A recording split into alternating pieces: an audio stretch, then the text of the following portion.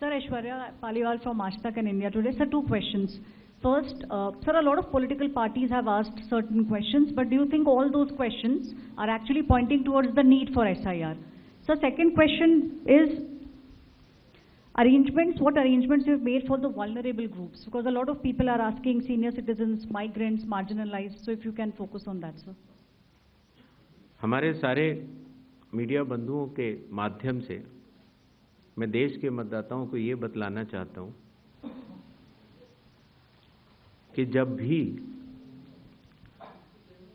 मतदाता सूची का रिवीजन होता है तो उसकी प्रक्रिया वही होती है जो मैंने आपको अभी शुरू में बताई। अर्थात सबसे पहले बूथ लेवल ऑफिसर्स और बीएलएस, राजनीतिक दलों के बीएलएस मिलकर एक ड्राफ्ट तैयार करते हैं और उसके बाद सभी राजनीतिक दलों को और उसी असेंबली कॉन्स्टिट्यूएंसी के मतदाताओं को यह अधिकार होता है कि वो उसमें त्रुटियां सुधारने के लिए आवेदन कर सकें। आवेदन 3 तरह के हो सकते हैं, या तो किसी का नाम छूट गया हो तो फॉर्म 6 होता है, या किसी का नाम गलत जुड़ गया हो या किसी और को जुड़वाना हो तो फॉर्म 7 होता है, और या कई बार उसमें विवरण गलत हो जाए, आपकी नाम की स्पेलिंग गलत हो जाए, फोटो गलत हो जाए, एड्रेस गलत हो जाए तो फॉर्म 8 होता है। तो ये क्लेम्स एंड ऑब्जेक्शंस का जो पीरियड होता है ये बहुत महत्वपूर्ण होता है और इसमें सभी राजनीतिक दलों की भागीदारी और मतदाताओं की भागीदारी भी आवश्यक होती है।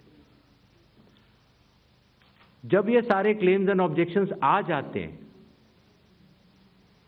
तो उसके बाद जो उस इलाके का एसडीएम होता है, जिसको कई जगहों पर इलेक्टोरल रजिस्ट्रेशन ऑफिसर भी बोलते हैं, जो कि स्टेट गवर्नमेंट का एक अधिकारी होता है, वो उस पर एक निर्णय लेता है और निर्णय करने के बाद एक अंतिम सूची का प्रकाशन करता है। ये प्रक्रिया मैं आपके माध्यम से सभी मतदाताओं को बताना चाहता हूं, जिससे कि उन्हें भी सनद रहे कि पूरी प्रक्रिया होती क्या है।